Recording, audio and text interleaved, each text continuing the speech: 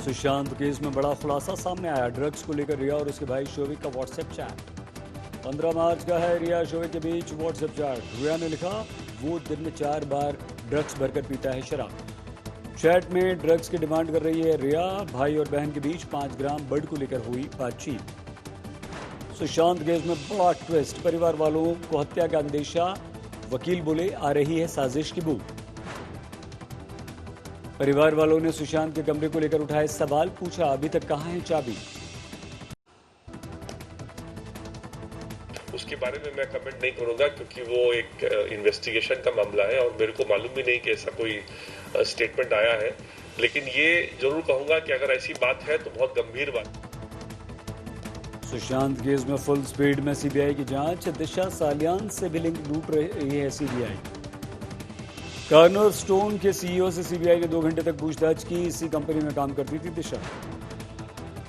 आज से सीबीआई ने सुशांत के डॉक्टर से भी शुरू की पूछताछ। डॉक्टर सुजैन से दाखिल सवाल। सुशांत केस में रिया के पिता से सीबीआई ने फिर की पूछताछ। अब तक करीब 23 घंटे तक हो चुकी है पूछताछ। प्रवर्तन निदेशालय की ताबड़तोड़ पूछताछ। वरुण माथुर, ऋषभ ठक्कर से पूछे सवाल। सुशांत केस में ड्रग्स कनेक्शन की जांच थी। जैद को 9 सितंबर तक एनसीबी की हिरासत में भेजा गया। कई पहलुओं पर जांच में जुटी है एनसीबी। सूत्रों के अनुसार नेताओं, बॉलीवुड के कई सितारों से पूछताछ संभव। ड्रग्स कनेक्शन में एनसीबी ने एक और तस्कर इब्राहिम को पकड़ा। इब्राहिम के शोविक और जैद से रिश्ते। सुशांत को आमने सामने लेकर कंगना रनौत और संजय राउत। कंगना ने शिवसेना नेता पर धमकी देने का लगाया आरोप। मुंबई को बताया पीओके जैसा।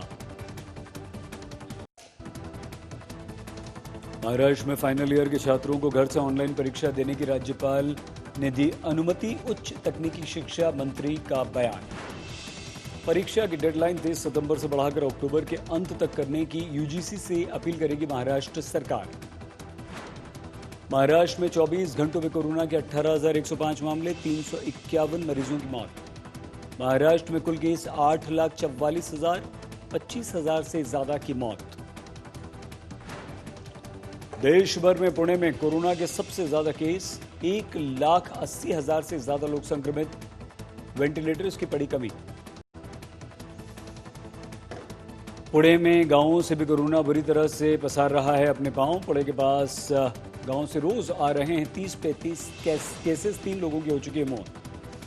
गोवा में कोरोना के 713 नए मामले, 212 हुई अब तक मौतों की संख्या। दिलीप कुमार के भाई एहसान खान की कोरोना से मौत, 90 साल की थी उम्र। पिछले महीने दिलीप कुमार के सबसे छोटे भाई 80 साल के असलम खान की भी कोरोना से ही हुई थी मौत। 95 अंकों की गिरावट के साथ 38,990 पर बंद हुआ सेंसेक्स। निफ्टी में भी गिरावट।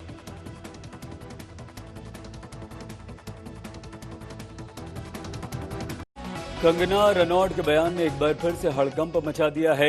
मनाली से उठी इस चिंगारी को मुंबई तक पहुंचते हुए देर नहीं लगी और मुंबई तक हिल गई। आखिर क्यों कंगना को डर लग रहा है और ये डर कंगना को किससे लग रहा है? आखिर क्या कारण है कि कंगना को अब मुंबई पीओके जैसी लगने लगी है?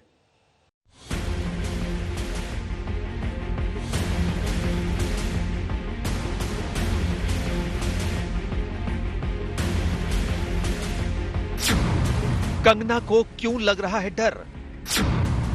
कंगना क्यों है शिवसेना के निशाने पर? कंगना को मुंबई क्यों लग रही है पीओके? सुशांत की मौत के बाद से कंगना रनावत सुर्खियों में। इस बार भूचाल लाया है उनका ये ट्वीट। उन्होंने ट्वीट किया, शिवसेना के नेता संजय राउत ने मुझे खुली धमकी दी कि दोबारा मुंबई ना आऊं। मुंबई की सड़कों पर आजादी वाले चित्र बनाने के बाद खुली धमकी है। क्यों मुंबई पाकिस्तान अधिकृत कश्मीर जैसी महसूस हो रही है?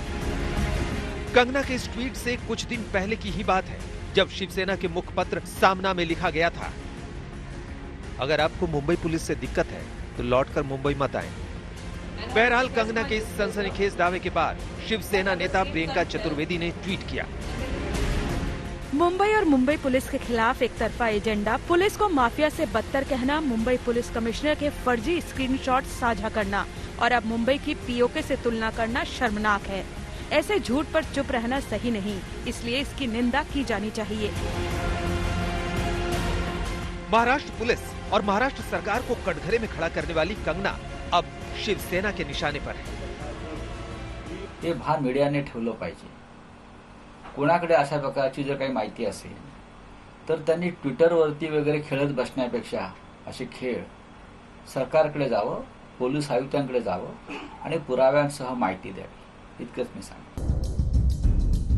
कंगना इन दिनों मनाली में अपने घर में है। सुशांत की मौत के बाद से उन्होंने खुलकर अपनी राय रखी है, फिर चाहे वो बॉलीवुड गैंग्स की बात हो, ड्रग्स की बात हो या फिर खुद से जुड़े विवाद।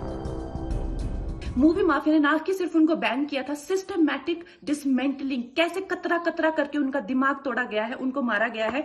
तो ब्लाइंड आइटम आप इसलिए लिखते हैं क्योंकि आप जब झूठ लिखना होता है आप को के अगेंस्ट कोई लीगल एक्शन नहीं लिया सकता, क्योंकि आपका तो नाम ही नहीं लिखा। सुशांत केस के बाद से कंगना बनाम शिवसेना जंग जोरों पर है, लेकिन इस बीच बीजेपी ने भी महाराष्ट्र सरकार को आक्रामक अंदाज में घेर लिया है। वास्तव में ये धमका नहीं रहे, महाराष्ट्र की सरकार कंगना से डर रही है कि जब वो मुंह खोलेगी तो सभी के नाम देश और दुनिया के सामने उजागर होंगे, और यही डर के कारण कंगना को धमकाने का प्रयास हो रहा है। पर महाराष्ट्र की सरकार कतई ये न भूले कि समूचा देश कंगना के साथ खड़ा है, कंगना अकेली नहीं है। सुशांत केस में सीबीआई की तफ्तीश अभी जारी है, लेकिन मुंबई से मनाली तक चिंगारियों से भड़की आग अभी शांत नहीं हुई है। आज तक ब्यूरो। सुशांत की मौत के बाद से ही कंगना और मुंबई पुलिस आमने सामने हैं। पहले कंगना ने सुशांत केस में मुंबई पुलिस को कटघरे में खड़ा करके सीबीआई जांच की मांग की, और अब उन्हें डर है कि मुंबई लौटने पर मुंबई पुलिस से ही उनकी सुरक्षा को खतरा हो सकता है। तो फिर किसकी सुरक्षा में मुंबई में रहना चाहती हैं कंगना?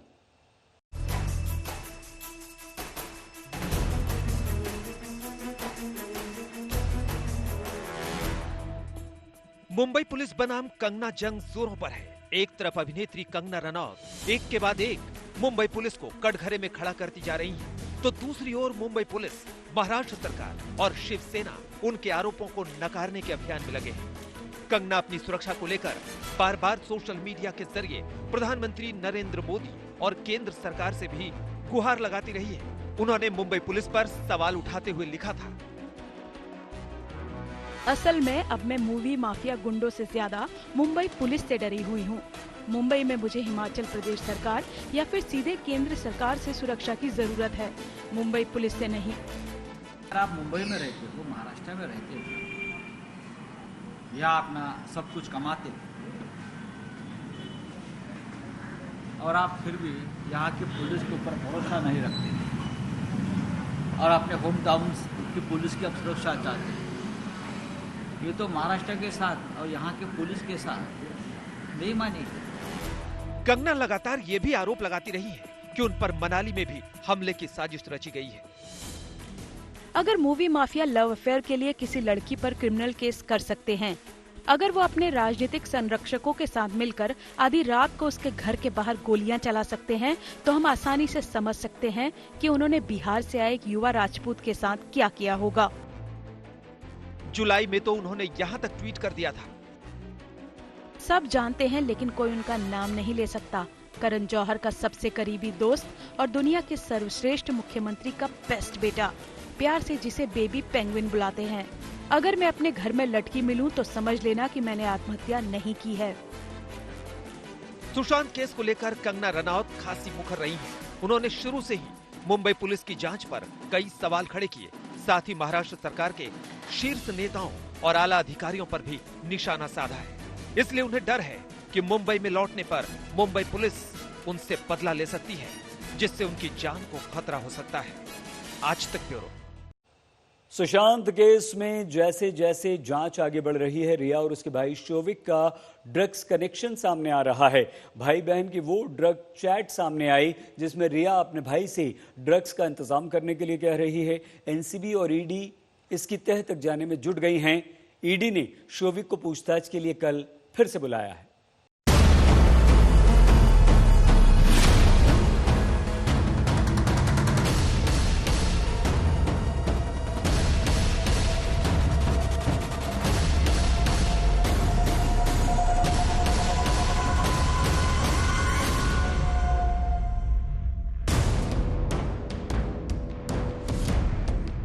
पूरा देश जब सुशांत सिंह राजपूत की मौत का सच जानना चाहता है, तब रिया चक्रवर्ती और उसके भाई शौविक के ड्रग्स कनेक्शन का बहुत बड़ा सबूत आज तक के हाथ लगा है। शौविक और रिया के बीच मार्च 2020 की एक व्हाट्सएप चैट मिली है। इसमें रिया किसी शख्स के बारे में बता रही है कि वो दिन में 4 बार ड्रग्स भरकर सिगरेट पीता है। यही नहीं, रिया सीधे सीधे अपने भाई शौविक से कह रही है कि वो ड्रग्स का इंतजाम करे। रिया और शौविक की वो व्हाट्सएप चैट देखिए। यस प्लीज, वो दिन में 4 सिगरेट पीता है, उसी के हिसाब से प्लान करो। और वो बड की डोज लेता है। हाँ, बड भी। ओके, तो हम 5 ग्राम बड दे सकते हैं, उससे 20 सिगरेट बन सकती है। इस ड्रग चैट के बाद भाई बहन एनसीबी के रडार पर हैं। वहीं सवाल उठता है कि रिया किस शख्स की बात कर रही है कि वो दिन में 4 सिगरेट पीता है। क्या वो सुशांत की बात कर रही थी? आज तक को दिए इंटरव्यू में उसने कहा था कि वो सुशांत को रोकने की कोशिश करती थी। Yes, Sushant used to smoke marijuana, और हाँ, वो काफी रेगुलरली पीते थे। मुझसे मिलने से पहले से पीते थे। इनफैक्ट केदारनाथ की शूटिंग या उससे जरा सा पहले से उन्होंने शुरू किया था ये। और मैं इनफैक्ट उन्हें कंट्रोल करने की कोशिश करती थी। सिर्फ इसी डिपार्टमेंट में मैं उन्हें कंट्रोल करने की कोशिश करती थी, मैं कट डाउन करने की कोशिश करती थी। शौविक जिस बट की बात कर रहा है वो एक तरह का ड्रग्स है जो दूसरे देशों से लाकर मुंबई में बेचा जा रहा है। मुंबई में इसकी डिमांड काफी ज्यादा है और ये कोकीन से भी महंगा है। शौविक पर आरोप है कि वो सुशांत के पैसे धड़ल्ले से ड्रग्स पर उड़ाया करता था। यही नहीं, ड्रग पैडलरों से उसका रिश्ता कितना गहरा है ये भी व्हाट्सएप चैट से सामने आ चुका है। सुशांत की मौत के मामले में ड्रग्स कनेक्शन पर यह अब तक का सबसे बड़ा खुलासा है। आज तक के हाथ रिया और शौविक की व्हाट्सएप चैट हाथ लगी है। दोनों भाई बहन के बीच ये व्हाट्सएप पर बातचीत 15 मार्च 2020 को हो रही थी, जिसमें रिया चक्रवर्ती कहती हुई दिखाई दे रही हैं कि वो दिन में 4 बार ड्रग्स वाली सिगरेट लेता है, इसी हिसाब से तुम अरेंज करो। सवाल ये है कि रिया चक्रवर्ती इस व्हाट्सएप चैट में किसके लिए ड्रग्स लेने देने की बात कर रही हैं? क्या वो कहीं सुशांत सिंह राजपूत तो नहीं थे? शौविक का ड्रग्स कनेक्शन 2 पैडलरों से पूछताछ में सामने आया है जिन्हें एनसीबी ने गिरफ्तार किया है। इनमें से एक है बासित और दूसरा है जैद। जैद को 7 दिनों की एनसीबी रिमांड में भेज दिया गया है। जैद के वकील ने कहा कि एनसीबी के वकील ने शौविक और जैद के कनेक्शन की बात कोर्ट में जरूर कही, लेकिन रिमांड कॉपी में ऐसा कुछ नहीं लिखा है। जो जैद आपका क्लाइंट है वो शौविक के टच में था। Is there any link? Sir, they have said that 2 people of Sushant case were in touch with this guy, and he has given. But this was argued by the lawyer. He said that orally, but remand में कुछ भी नहीं। NCB जल्द ही सुशांत के पूर्व house manager Samuel Miranda से भी पूछताछ कर सकती है। शौविक ने ही सुशांत के स्टाफ सैमुअल को जैद का नंबर दिया था। सैमुअल ने जैद को 5 ग्राम ड्रग्स के लिए 10,000 रुपए दिए थे। शौविक को जैद का नंबर बासित ने दिया था। शौविक और बासित पहले से दोस्त थे। एनसीबी की जांच में ये एक और ड्रग चैट सामने आई है जिससे ये साबित होता है कि शौविक के कई ड्रग पैडलरों से कनेक्शन थे। वो दूसरों को भी उनसे ड्रग दिलाता था। शौविक ही नहीं, रिया का भी ड्रग्स कनेक्शन सामने आया है। गोवा के होटल व्यवसायी गौरव आर्या, बांद्रा के होटल व्यवसायी कुणाल जानी और जुहू में रहने वाले बिलियर्ड्स खिलाड़ी ऋषभ ठक्कर से ईडी पूछताछ कर चुकी है। अरविंद ओझा, मुंबई आज तक। रिया चक्रवर्ती का परिवार इस समय जांच एजेंसियों के रडार पर है। सीबीआई लगातार रिया के पिता से पूछताछ कर रही है। वहीं ड्रग्स के मामले में शौविक फंसते जा रहे हैं और वो भी बुरी तरह से।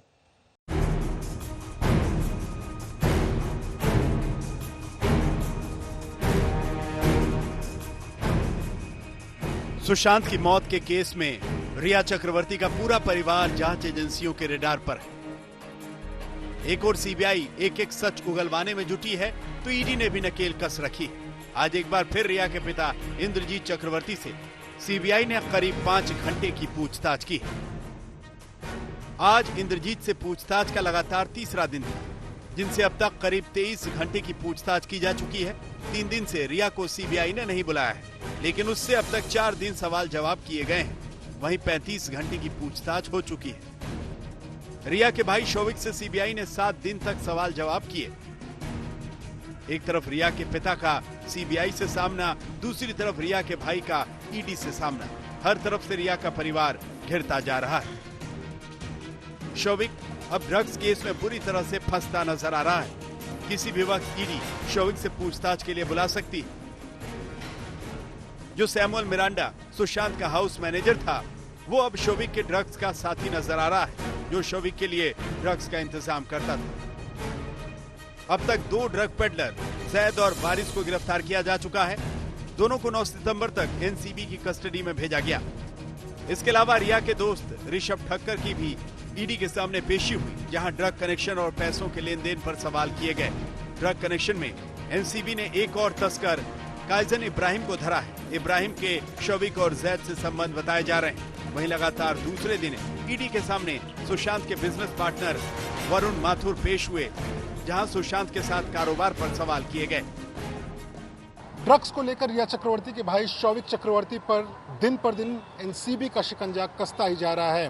ड्रग्स चैट्स के बाद में एनसीबी ने उन लोगों को भी गिरफ्तार किया हुआ है जिनके ऊपर आरोप है कि उन्होंने शौविक चक्रवर्ती को ड्रग्स मुहैया कराई थी। अब सूत्रों की माने तो जल्द ही इस मामले में शौविक चक्रवर्ती और रिया चक्रवर्ती को एनसीबी समन कर पूछताछ के लिए बुला सकती है। सुशांत केस में अब 1 तो नहीं बल्कि देश की 3 बड़ी जांच एजेंसियां काम कर रही हैं, जहां रिश्ते, पैसों का लेन देन और ड्रग कनेक्शन हर एंगल से सुशांत की मौत को देखा जा रहा है।